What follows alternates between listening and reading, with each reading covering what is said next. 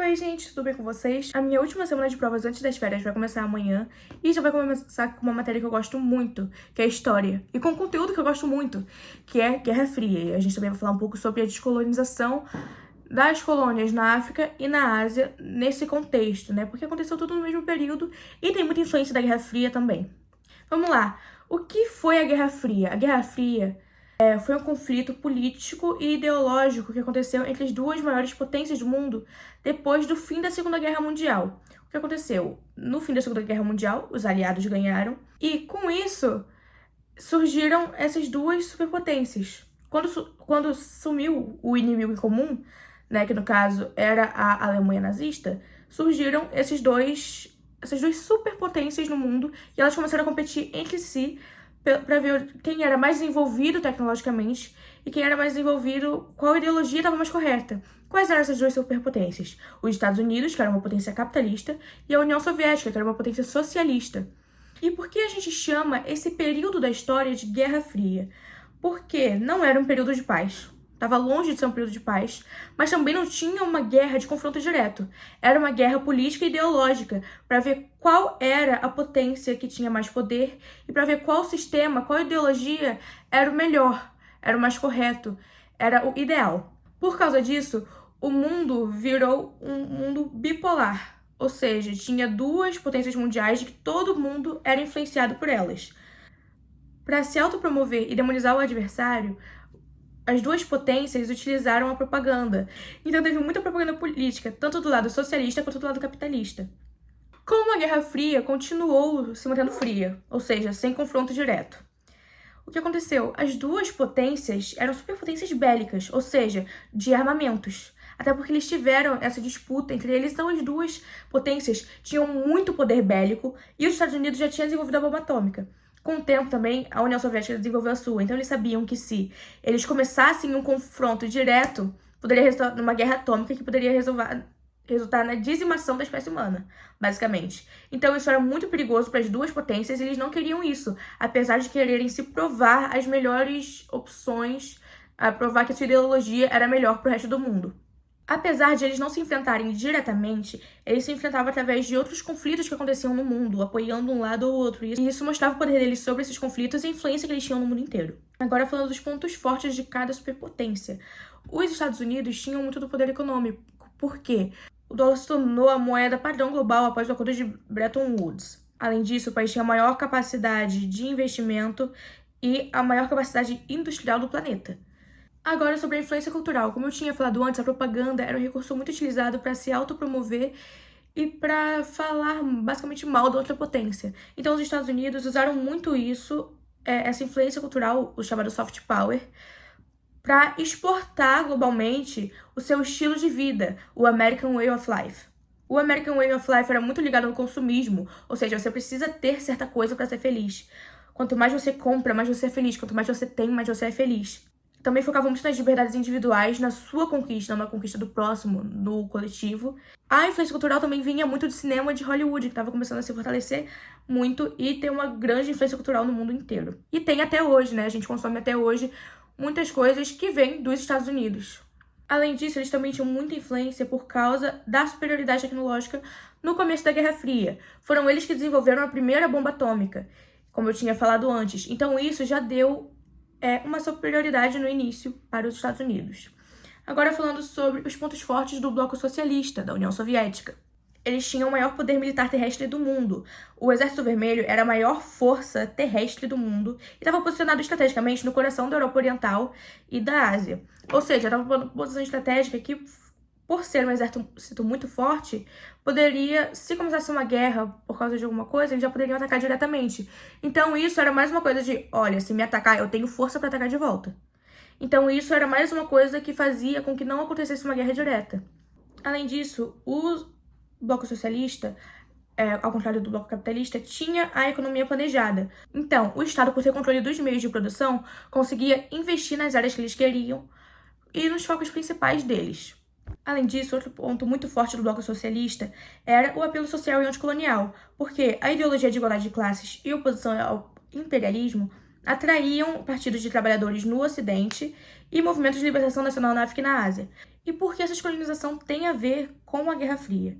Porque foi tendo essa propaganda ideológica dos dois lados, e essas colônias tendiam mais a ir para o socialismo, por causa dessa coisa, da ideologia da igualdade das classes, que todos poderiam ter uma vida boa, e não só uma classe específica. E isso atraía as colônias, né, que queriam se libertar na Ásia e na África, porque eles queriam essa igualdade, e eles queriam ter uma sociedade mais justa, de certa forma. E não queriam ser controlados pelas potências europeias. Para marcar sua presença no mundo e realmente fazer influência em outros países, os Estados Unidos e a União Soviética criaram políticas internacionais para criar alianças e acordos, e a gente vai ver aqui como eles funcionaram. Basicamente, foi uma reação de cadeia, porque no bloco capitalista, uma das primeiras políticas internacionais foi o discurso do presidente Truman, presidente dos Estados Unidos na época, que ocorreu em 1947, e nesse discurso ele falava que ia conter a expansão do comunismo em todo o mundo, ele ia tentar conter essa expansão da União Soviética e da ideologia da União Soviética. E a partir desse discurso se formou a doutrina Truman. Agora, sobre políticas internacionais de fato, teve o Plano Marshall, em 1947, que foi uma ajuda financeira massiva dos Estados Unidos para os países da Europa Ocidental para eles se reconstruírem depois da Segunda Guerra. Porque na Segunda Guerra Mundial teve uma grande destruição desses países da Europa, como na França, por exemplo, no dia D, e os Estados Unidos basicamente financiaram para que esses países pudessem se reconstruir.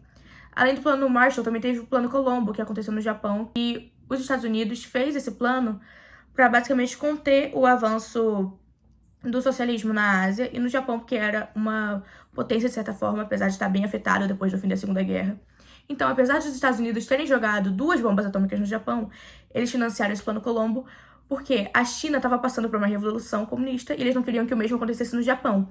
Então, eles financiaram, eles deram dinheiro para o Japão investir, se reconstruir, basicamente falando, olha, estamos fazendo isso aqui para conter o avanço comunista aqui. Você continue no capitalismo, continue ajudando a gente, porque a gente está te ajudando. Então, eles fizeram basicamente isso e funcionou. A gente vê que o Japão é um país capitalista até hoje. Em resposta ao Plano Marshall, o bloco socialista criou a Comecon em 1949, que era um conselho para assistência econômica mútua. Era uma resposta ao Plano Marshall para integrar economicamente os países do leste europeu e impedir eles de comercializar com o Ocidente. Então, basicamente, o Plano Marshall foi um plano do ZEUA para ajudar os países da Europa Ocidental a se reconstruírem e basicamente falar, olha, eu tô ajudando vocês aqui, se mantenham meus aliados. E a União Soviética viu isso e falou, olha, então eu vou fazer isso aqui. Vou fazer aqui esse conselho para assistência mútua. A gente continua aqui se ajudando, entendeu? Vocês não caiam tanto pra influência dos Estados Unidos, venham aqui mais pra minha influência, tá? Porque eles estavam nesse joguinho. Era tipo um jogo de xadrez. Eles estavam ali colocando as peças nos lugares certos. Depois disso, os Estados Unidos criaram a OTAN, que é a Organização do Tratado do Atlântico Norte. A OTAN era uma aliança militar de defesa mútua. Ou seja, os países que estavam nesse tratado se os Estados Unidos entrassem numa guerra, ou se outro país entrasse numa guerra, eles iam entrar junto para defender se fosse necessário. Então era basicamente mais uma medida falando, olha, se começar uma guerra, eu tenho força e eu tenho aliados. O Bloco Socialista, em resposta à entrada da Alemanha Ocidental na OTAN, criou o Pacto de Varsóvia, que era uma aliança militar do Bloco Socialista, que basicamente defendia a mesma coisa que a OTAN, só que para os países do Bloco Socialista.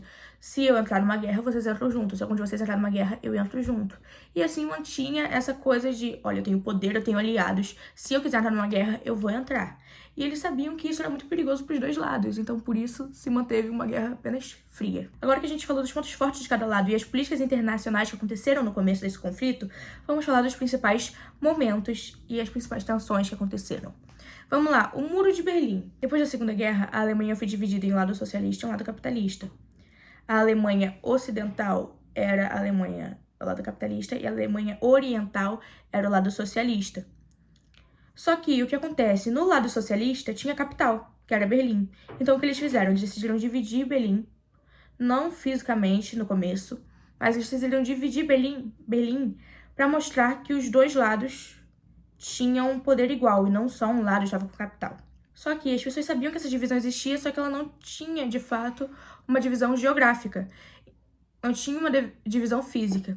Então, para conter a fuga massiva de cidadãos do lado oriental para o lado ocidental, o governo socialista construiu um muro de Berlim para, de fato, dividir a cidade em dois. Por que estava acontecendo essa fuga? Porque muitas pessoas não concordavam com as ideias do socialismo e iam pro lado do capitalismo. O Muro de Berlim proibiu, basicamente, a fuga dessas pessoas e dividiu famílias. Se uma pessoa trabalhava do outro lado da cidade, ela não podia ir para esse outro lado. Então, isso atrapalhou a vida de muitas pessoas, obviamente. Imagina, divide a sua cidade no meio, a cidade que você vive. E você tem que lidar com isso.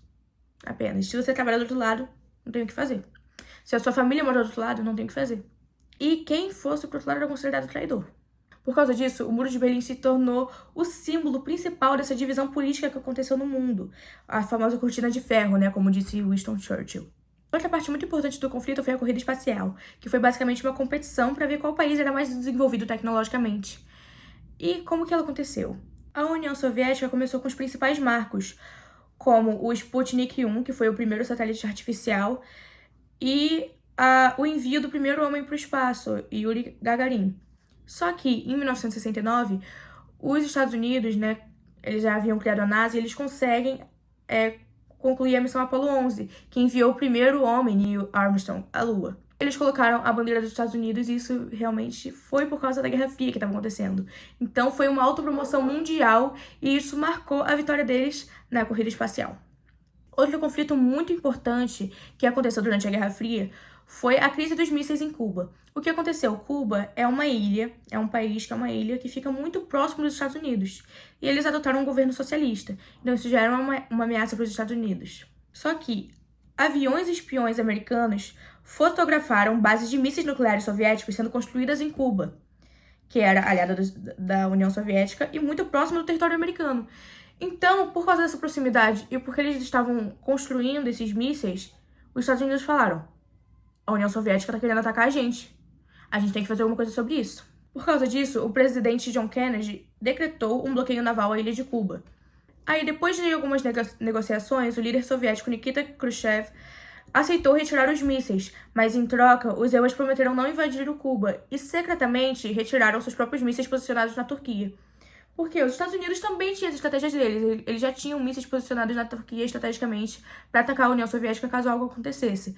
Então, quando a União Soviética decidiu retirar os mísseis, os Estados Unidos falaram: tá bom, a gente não invade Cuba e a gente tira nossas bases da Turquia também. Só que a parte da Turquia não era conhecida mundialmente. A outra até que conheciam, só que a parte da Turquia não foi divulgada, a gente só soube depois.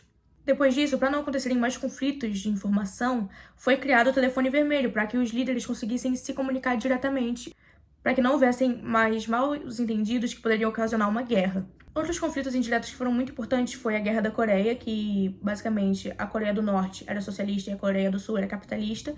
Inclusive, a gente tem essa mesma divisão até hoje. E a Coreia do Norte tentou atacar a Coreia do Sul. Só que eles não conseguiram e se manteve a divisão que a gente tem até hoje em dia. Outra guerra muito importante foi a Guerra do Vietnã, que foi uma intervenção direta americana para evitar o avanço comunista no Sudeste Asiático. Só que ela acabou sendo uma derrota para os Estados Unidos e o Vietnã foi unificado sob o socialismo. Agora vamos lá. O que ocasionou o fim da Guerra Fria? A União Soviética investia muito na corrida armamentista, na corrida espacial, nessa competição e acabou não investindo tanto em outros setores, como saúde, educação. Isso acabou gerando a escassez de produtos básicos para a população soviética. Para tentar conter os danos, Mikhail Gorbachev assumiu o poder na URSS com o objetivo de modernizar o Estado através de duas frentes principais, que era a Perestroika, que tinha como objetivo a reestruturação econômica, introduzindo gradualmente elementos de economia de mercado, e a Glasnost. Eu não sei pronunciar, gente, desculpa se eu estiver pronunciando errado. Mas a Glasnost consistia na abertura política, trazendo liberdade de expressão e o fim da censura. Só que o que acontece? Essa liberdade de expressão fez com que houvessem muitas denúncias do que acontecia no governo de Stalin, que era um governo extremamente agressivo e que, para existir a liberdade pregada no socialismo, muitas pessoas foram mortas e torturadas e aconteceram muitas coisas nesse governo. E as pessoas começaram a denunciar isso porque elas tiveram liberdade de expressão.